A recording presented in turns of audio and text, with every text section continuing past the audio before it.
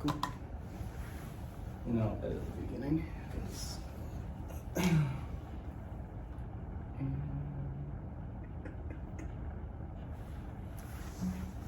And 3, 2, 1. Hello, Rich. How are you? Hello, Jonathan. I'm doing well today. How are you? Doing amazing. Let me make sure my volume. Amazing's good. Absolutely. You know, I have a role if you choose your day. Oh yeah, For sure. You never know what kind of day it's going to be coming at you, but you choose how that day is going to go. Oh, of course. My days are usually good. If I can't make it some of those days, you miss on. So I always have tomorrow. Absolutely. Yeah, because what is it? Life is what? Not 10% what happens to you and 90% how you react to it. That sounds about right. First time I heard it, but yeah. Okay, perfect. Yeah, that's definitely the saying for sure. And I enjoy having you on here because you're definitely one of those positive people, that always has a good outlook on everything. Yeah, so, thank you. Appreciate it. Awesome. Well, tell everyone who you are because I'm not sure if anybody knows. Sure. Rich Tokarz. I'm a local realtor, and I've been serving the community as through military service and community service pretty much my whole life. I grew up in Whiting, Indiana, moved around Griffith and St. John. I've stayed local and always been engaged in just part of what's going on in the region.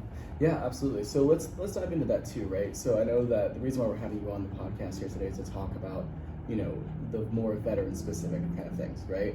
So let's start with your background of community service and specifically your military service. So give us some insight on that. Sure. I signed my contract on September 5th, 2001. We're at a time of peace, and a few days later the towers fell. Oh God. But yeah, I'm very patriotic and came from a military family and a family of service, so it was an easy decision to stick with it. We had the opportunity. I could have walked away. I didn't even go through basic training at the time. Right. So, but there was something like that I was proud to do. Yeah, absolutely. Well, that's super interesting. I don't know if I had known that you signed literally a week before 9/11 happened, right? So how did that, walk me through, what was that like, seeing that all happen and then realizing, oh my God, we're going to go to war and I just signed up for this, right? It's funny. I'm wired a little differently, so yeah, I will. You don't say. So I'm not wired to use much of the emotional side of my brain. Sure. I'm more logic. Sure. So it's like I got the news delivered, and I was like, okay. Well, I understand that when I signed up or when I made the decision, you go to serve your country, whether we're at peace or in time of conflict. Mm-hmm. So it happens. I'm like, okay. Were there odds this was going to happen, and this happened? So okay. Yeah. Really, I had no fear, no overreaction to it. Okay. Yeah, that's awesome. Well, that's a really good mentality to have. Yeah. Plus, I was like 19, so I was like, all right, we're going to war, boys. 19, you've been through some stuff, but not a whole lot. I think being a more wise person as I am today, I would probably feel differently. Yeah. Well, yeah. Having obviously. the life experiences and the internet, the amount of information it's all of us. At 19 years old, I didn't have access to all the information that I have now. So. Okay, cool. And then you were, what branch of the service were you in? I joined originally Army Guard. Okay. And then of course we're activated pretty quickly with the conflict, and they did the stop loss and everything like that. Oh wow. Okay. So you were, Army National Guard, then obviously got activated, right? Mm-hmm. Yep. So my unit got activated. Yes, we got our orders. And what was your job in the military? I switched around. The original job I joined was pretty cool. It was 12 Charlie. I was a bridge boat operator. Okay.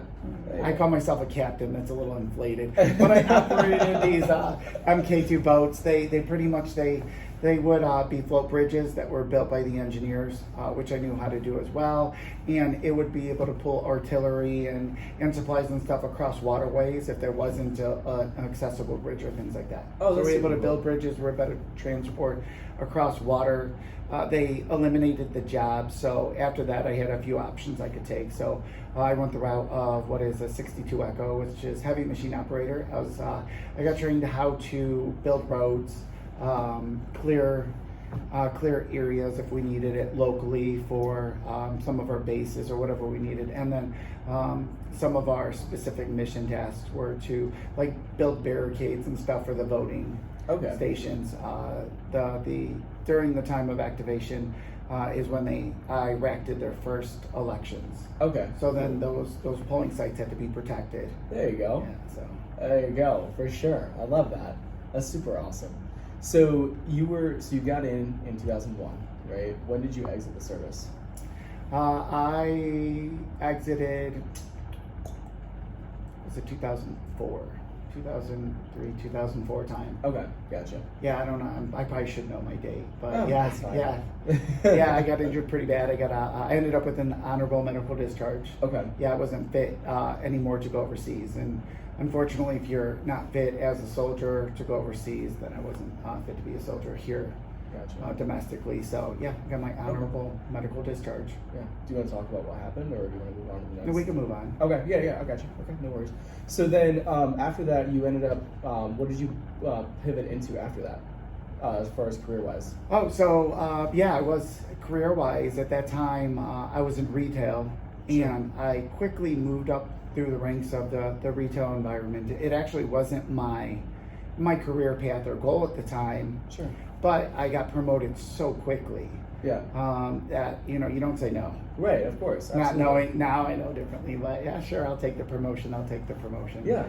So I moved up pretty quickly through there, and I was able to connect the being in retail and my military background, where I did programs where I helped get veterans job placements, not only going through the process of what that looks like, but I helped prepare the veterans through mock interviews and really developing them to understand that their core basics that they learn through the military applies wonderfully to our side, the civilian side, and the jobs. And a lot of employees look for those skills. So you have to present those skills, and this is why they're important. Right, of course. I mean, yeah, because like you said too, a lot of, and especially what you went through as well, leaving the military and then going into the retail space you were in and being promoted as quickly as you were, right?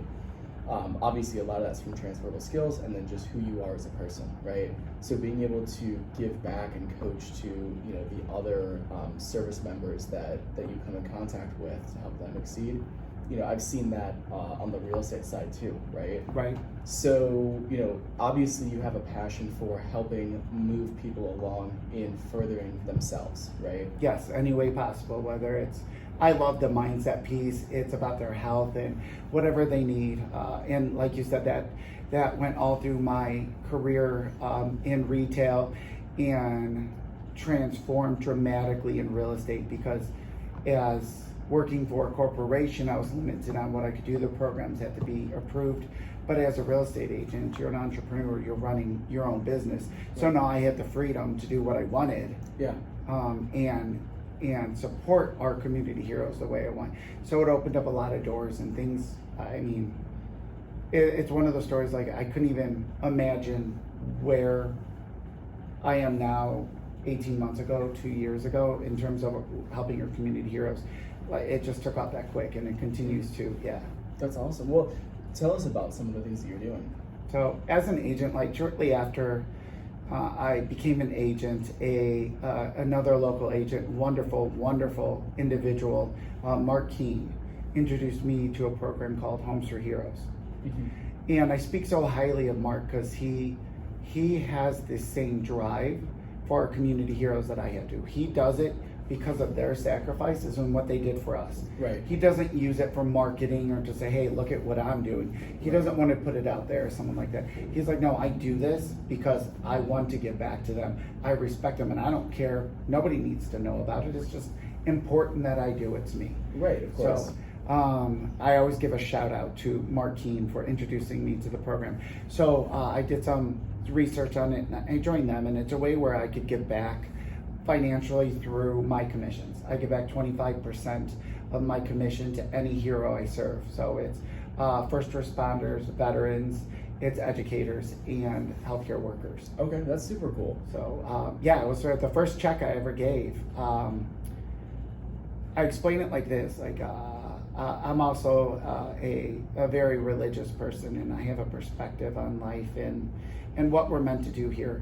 So I say there's been a lot of joys in my life, but nothing compares to that feeling of helping someone else out. Right. There's a reason it feels that way, and it's so wholesome, and it really enlightens your soul, and it gives you a feeling that nothing else in this world that I've experienced can match. Right, of course. So for there, it's got to be, it's good, and I want to spread that energy and that feeling and that importance, because there's a lot of negativity that happens in the world, but there's always a balance. Oh yeah. So I want to be on the far side of the, bringing joy and happiness and giving back and really giving some things for people to talk about instead of all the bad news. Let's talk about a few good things going on too. Yeah, absolutely. Focusing, like you said too, there's a lot of stuff that happens to you in your life, or experiences that you'll encounter, or that the world will encounter, right?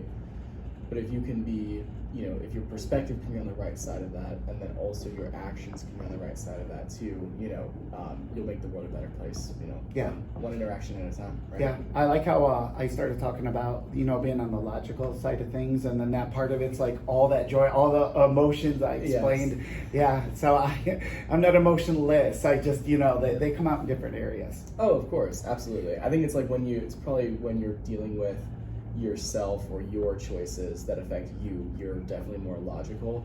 But when it comes to other people, obviously there's logic that's involved there too. But you're probably like most people that I interview on the podcast that care about everyone else, right? And want the other person to succeed, and want the other person to hit that milestone.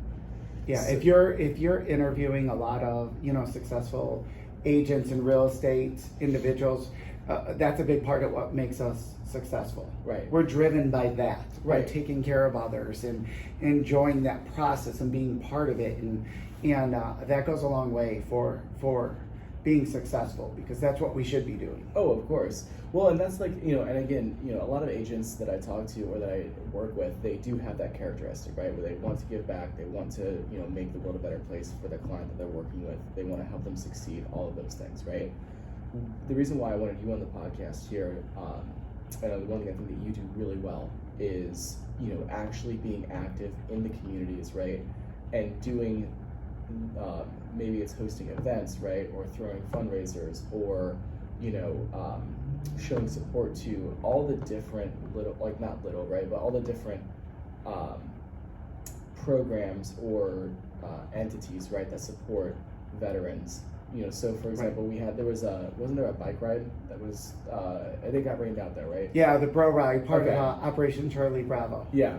So there was that one got rained out, but that was the only one that got rained out, I think, this last year. And there was like 6 of them that you did or something, right? Yeah, I did. I hosted. I was part of a lot of events, but the actual planning and the process, our events, like I did 3 of them this year. Okay. It started with, and we were talking about the emotions of this is funny. It started with the Love Our Heroes Day back. It was in February around Super Bowl, and as I was telling you earlier, like how this took off, and I had no idea like what this was going to become. As I've been helping heroes in the community room, they wanted to give back. Right. The original, like the Heroes Helping Heroes is the company that was created, but it wasn't something that was in the plans. All these heroes that I have served and talked to, and they're like, Rich, we want to help you give back. Right. We want to do this. Can we donate? Is there a place where? And I'm like, no, I can't. I don't have an avenue for that. So I simply created an avenue for this need for the community to give back, heroes giving back to other heroes.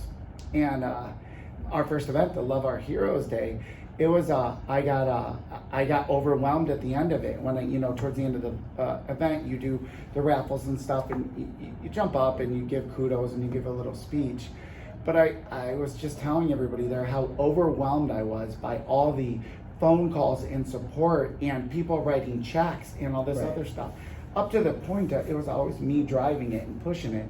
Then all of a sudden the community's coming to me, be like, how can we get involved? How could we do more? Right. So then we threw a barbecue in July, and that thing was even bigger. Oh, and now yeah. we're throwing a holiday, and Heroes Holiday, and that's even bigger. Oh God. So it's growing so fast, I'm trying to keep up with it. We're trying to do it right. Yeah. I have an amazing team around me helping me with this. Yeah. But we also do real estate full time and Right. all these other careers full time. This is done in our extra hours, our Right. personal time. Oh yeah, absolutely. Well, and it's so cool too, right? Because you always, there's always people, and it doesn't, it could be a nonprofit, it could be business, it could be whatever, right? There's people that get into things for the wrong reasons, right? And you can see, possibly see that on the outside because they're struggling to really build the momentum, right? But then you have like certain leaders, which I think that you're one of those leaders where you have such a passion for it, right? And you're doing it for the right reasons, that it's almost magnetic, right? To have other people come around it, and you're at the point where obviously you still need to reach out to people and have those conversations to let them know what's going on and when. Right. But you have the whole community circling around you, right? And pushing, that mantra, right? And Right. that event because they're helping out that community, right? Correct. And I think it's just awesome to see. And I want to say, like, I don't consider myself as a leader that's like a rah inspirational. I just see people and they want to do good and they want to give back. They just need a way to do it. Right. So I just figure out that path where they can. Yeah. Oh, absolutely. And I think that's where I feel my leadership falls into this. And just from what I've seen over the years, like the motivational side and giving those big speeches and I'm capable of them and you get people excited and they're like, let's go, and they're great for a couple hours, a couple days, Right. but that quickly fades. If you're not Yeah. continuing to feed that energy, then it's not going to be beneficial to them in the long term. You have to, like I said, give them those avenues, those opportunities, and let them blossom. Absolutely. Yeah, you have to give them the ability, right? Give them the objective and say, hey, like, you need to take this, right? And this is your thing to do. I think that's the sign of a great leader is, allowing people to be creative in the lane that they have to be creative, right? Right, in their own way. Yeah, exactly. It's like, oh man, I hate when I quote a book and I don't remember what book it was. It was talking about the wood grain. It's a beautiful, wood grain. You apply a little bit of heat to it and it brings out that beautiful design. Well, that leader is the one applying that heat, Right. but you don't know what that design is. You don't know what's in that person yet. Right. You didn't choose their beautiful design under there. But as a leader, you got to bring that out. And Right. Right. Oh yeah, no, absolutely. And I don't know what book that's from either, but I could send it to you so yeah, I'll just like go in the You tag it. I'll tag it. There we go.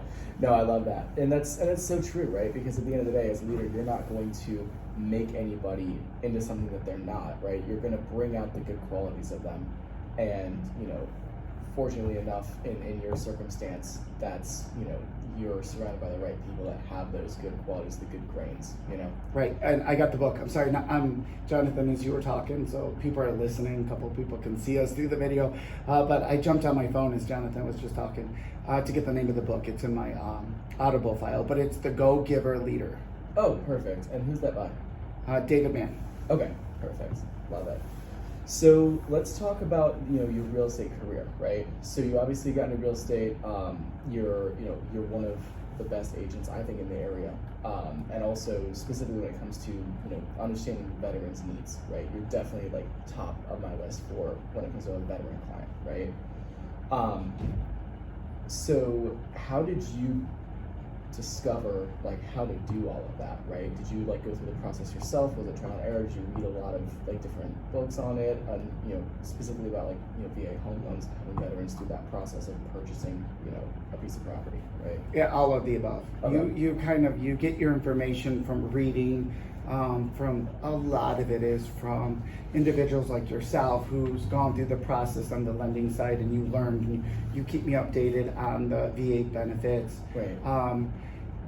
I understand with our veterans, they get something called their certificate of eligibility. Right. And I understand what it is, how to get it, Mm-hmm. but the lender will work more in the background if there's barriers to it and say, okay, this is what we need. So Right. working with you guys and understanding that, it's just communication learning. Right, absolutely. So, I mean, do you want to walk through the process of how to obtain a VA home loan for somebody that might not know how to do that yet? Is that something we want to do here today, or do you want to? Yeah, we could do a quick thing for the VA home loan. I just mentioned the most important piece of that process is Right. working with your professionals to get that certificate of eligibility. Yeah. As a veteran, you have the ability to do it yourself.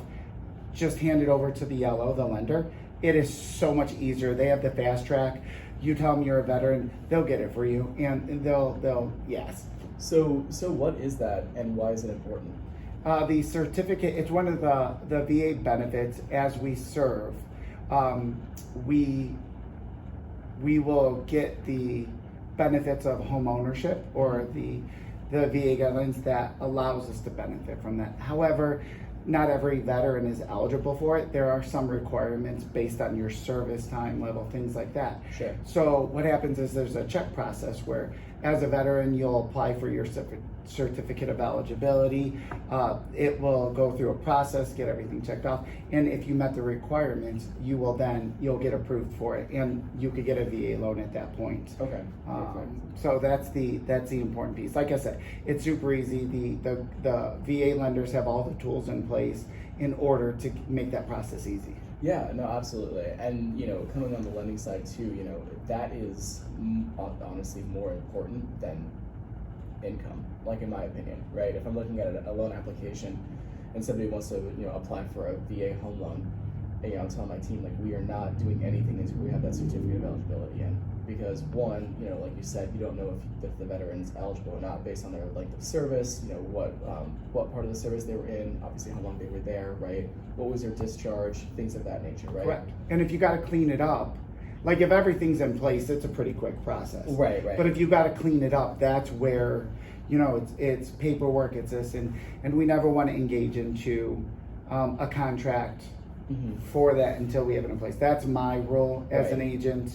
I don't toss the coin like that. So I don't hope for the best. I'll make sure we got everything in place. Right, and that's the thing too. Like, there are some people that do not pull the certificate of eligibility until they're under contract. Yes. And I'm like, that's a really good way to potentially harm a veteran, even though they might not be trying to do that intentionally, right? It's a really good way to put a veteran in danger of losing deposits, losing money for inspections, appraisals, and things of that nature. Right. Too. And one thing is, I truly believe, and I will fight for this every day, our veterans and their families, they put everything on the line. They sign, every single veteran, no matter what their path was. Right. They signed that line and said, I'm willing to give the ultimate sacrifice, which is my life. Right. I get one life. I'm willing to give that. My family, if their immediate circle, the parents, siblings, spouses, children, they are saying, I'm going to do this. Right. And these individuals around me may not have me in the future because of this decision. Right. And then the family has that too. Right. They should be treated far better than anybody else. Oh, absolutely. Treat everybody great. But I mean, they're on the next level. Oh, 100%. So that's super, super important for every organization I deal with the veterans to do that. And then there are certain stereotypes out there about VA lending process, what that looks like. So we have to make sure we do a great job and get a great name out there for the VA lending process. Right. We don't want agents thinking, oh, like a VA is not a good way to go, Mr. or Mrs. Seller, like that's too dangerous. Because it's not true. It's people behind the scenes not doing what they need to do or doing it correctly. Right, exactly. And because at the end of the day, right, it always comes down to, and even there are times obviously where, unrelated to VA home loans, where a client might mess up something on their, on their approval, right? They might open up a new credit card, get a new car, something like that, right? But at the end of the day, I feel like it's always the responsibility of that loan officer and that realtor educating their client on what to do and what not to do, right? So at the end of the day, the buck stops with us as the professionals, right? And so to your point, if there are, because there are lenders that, issue bad pre-approvals, right? And agents that, might not be as, strong of advocates for the VA home loan, right? And so it's those types of professionals in our industry that give the VA home loan a bad name and potentially keep veterans from getting into homes, right? Or getting into homes with more favorable terms, right? I literally had this was I think back in 2020, I had a client putting an offer on a house that was using a VA home loan. And, the listing agent called me and was like, hey, we'd love to take your offer, but is there any way they can go conventional? And I think I just kind of stayed silent on the phone for a couple seconds, like, did you really just ask me that question, right? And again, you had to go through the educational portion of it, right? And help them understand that side of it. But yeah, there's so much that you say that the veteran goes through, right? They're signing the dotted line. They're putting their life in danger. They're sacrificing potential time with their family, right? Whether it's 6 months being on deployment or potentially the rest of their life, right? If obviously the worst case scenario happens, Right. That family, like you said, is also sacrificing seeing that loved one for an extended period of time, potentially losing that loved one, right? Yeah, fearful of getting that call. A lot of times our veterans miss the first words of their children. There's a lot that family carries, Yeah. and a lot of our veterans, and when they do, especially our combat veterans, we're kind of getting into that world. Right. But our combat veterans, they leave a lot out there. They don't come back Right. the same. They sacrifice that, and there's a good majority of people that will never come back. They're not the person they are when they left. Right. So, and that's something, again, the whole family has absorbed, the family unit has absorbed and given up for our country and that service. Right. And so I'm going to keep saying that. No, over and over yeah, again, no, so. keep saying that because people need to hear it too, right? And this, I wasn't sure exactly the audience we wanted to have on this podcast here today, but I think it's gonna be good for veterans as well as other people that are potentially selling their homes, right? And they might get a VA offer, in the stack, right? Right. And so, like, if I were to sell my place today and I saw, a VA home loan offer, like, obviously that's one that I would want to work with, right? As long as, obviously it has to be, like, in the realm of the other terms, right? Of course. But looking at it, being like, hey, like, this person sacrificed so much, right? How, why would we want them to switch into a different product that doesn't make sense for them, right? Like, I don't know, it just boggles my mind. It is. It's interesting. It's you'll hear it a lot from people. I support the veterans and I'm all for it and I'll do anything for our veterans. Are you accepting VA offers on your house? No. Yeah, exactly. Yeah. They need to be.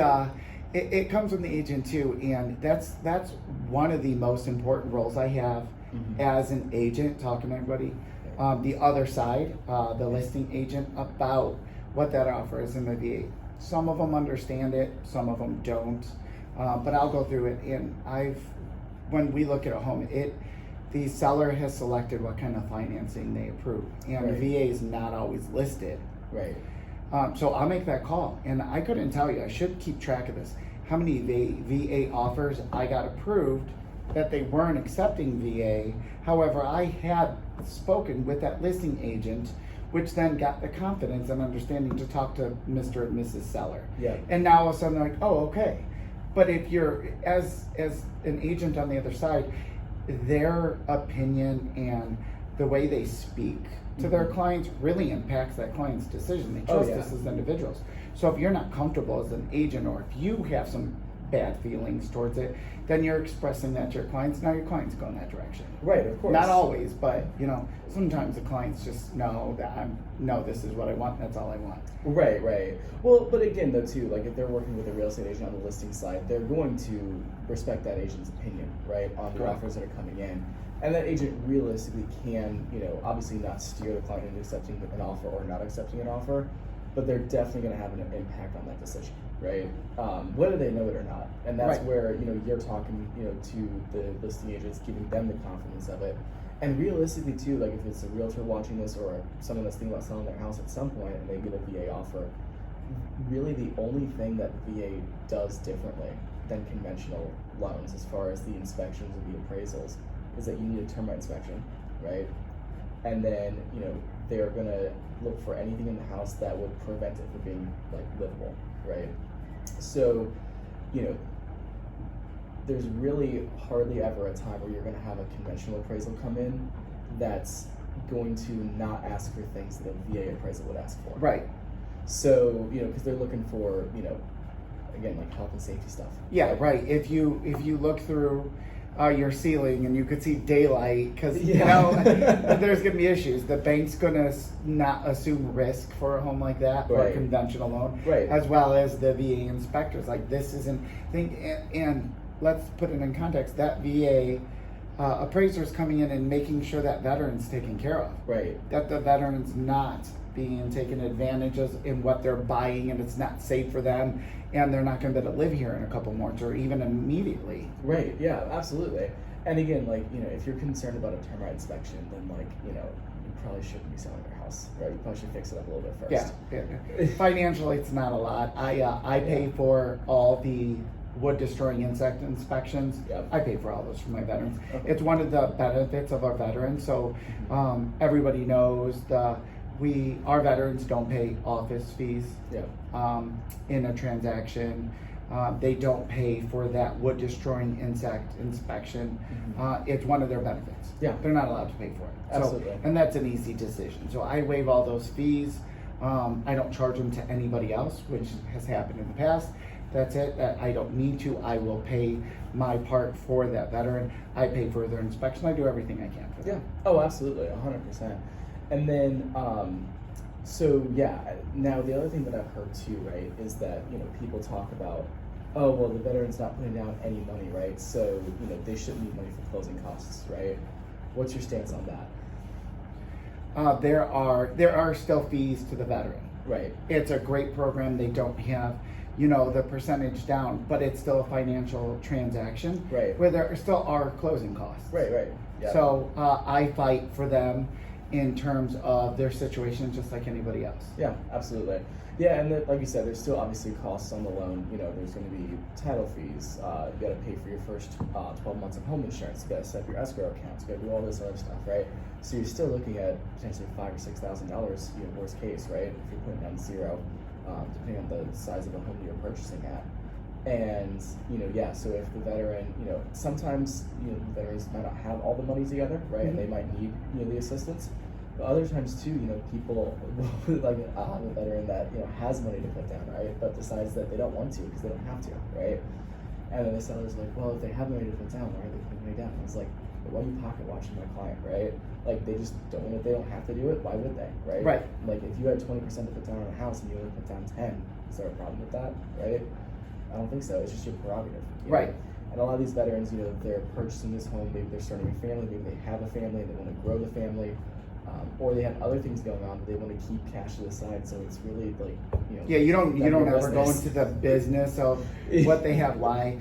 On the realtor side, we'll have conversations like, Right. hey, this is what we're asking for, and then I'll share the information like, without that credit or without that help, we can't move forward. Right. So, Absolutely. and I'll always be extremely honest in those situations. Yeah. I know it's the world, and people, agents have their right, and other individuals have their right to do what they think is right. I will never deceive another agent or their clients in any way. Oh, of course. And it's just not, my moral compass is really strong. Right. So I choose to do that and represent my clients best by telling the truth and sharing the information I think is relevant at that time. Yeah. And it always works out great for them. It's like that whole karma thing. Oh, absolutely. We do the right thing, we always take care of each other, and good things happen. Absolutely. So we're going to drop this, you know, probably that week before Veterans Day, right? So is there anything that you do on Veterans Day to help in the community? Is there maybe something that you want to highlight? Yeah, it's I'll invite everybody out. There's our third and final event for the year for our Heroes Helping Heroes is happening on Veterans Day. It'll be from 3 to 7 p.m. Okay. at the local 150 hall. Okay. That's in Maryville, Indiana. It's on Main Street, and most people from the region, they'll know because the crane and the equipment will be outside, the heavy equipment. So we're going to have it there. We're celebrating all our heroes. No charge to them as always. They'll come in. We have a lot of stuff going on that day. We have Santa coming in, Oh, nice. so the kids will get pictures with Santa. We have a cupcake and cookie and cocoa bar set up for them. We have a toy drive going on, so we are we're collecting toys for Safi, and we adopted a bunch of children, they're foster children, so we're collecting toys for them through December. So we're going to use this as an event as a way to collect some of those toys. We have, like I said, the food's taken care of, cupcake bar. I have so many things on the list. We have bingo going on that day. Okay. We have a ton of wonderful raffle items. We have, I think, 54, 58-inch screen TV ready to go. We have KitchenAid mixer. We have toys for the kids. We have We have gifts and raffles of all kinds. We're trying to get about 50 really nice raffles there for the day. Okay, perfect. DJ will be playing music, and we may have some I don't want to this isn't confirmed yet though. So we typically, when we have these events, we have entertainers that come out, like Bluey and Bingo have been there.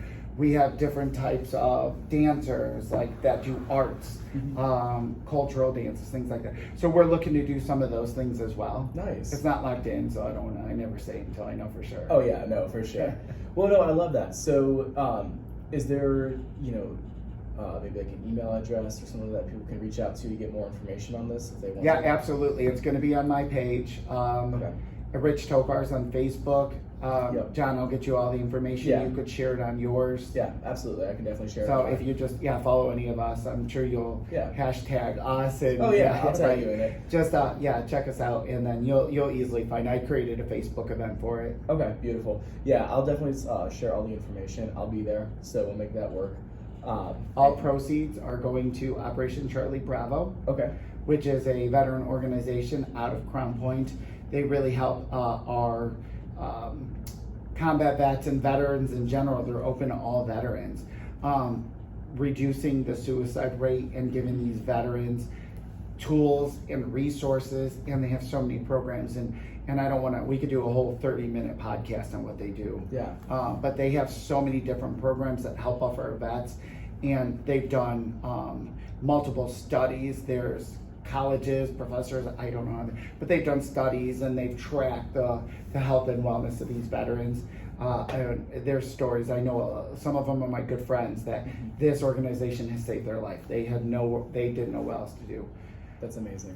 The other one is True Top 1% Foundation. What they do, it's an artist, and a lot of our veterans will use as coping mechanisms, drinking or things like that. Sure. So he actually creates, like, let's say if you drink a certain type of beer, he'll use that bottle and just create a beautiful work of art with that veteran. Oh, that's awesome. And then it hangs, and it shows that doesn't, it gives them strength and inspiration to help them deal with, what their challenges of this. And they have this reminder on their wall. That's awesome. Of what it does. So we're raising money for them as well. We're going to try and pay for the canvas material, the paint, and all that for the whole year. If we could cover them for a year, we're really happy with that. So all proceeds, Heroes Helping Heroes is a nonprofit. Okay.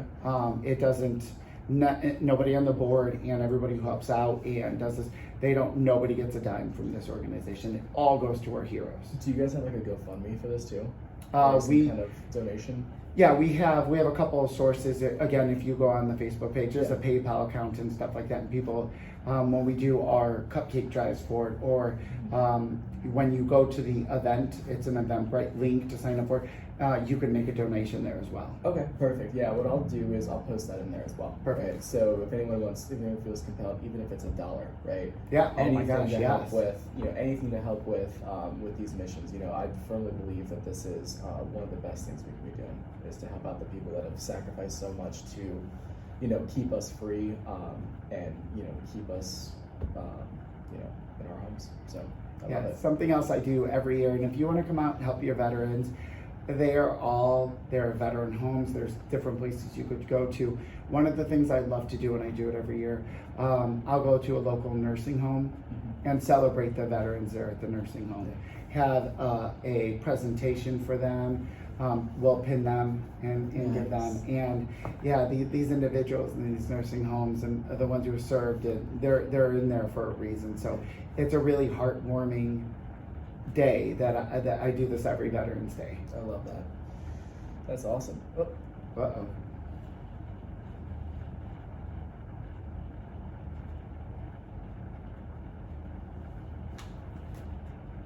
That kind of was a good place to end it, right? Yeah. All right, cool. I guess it's we're done.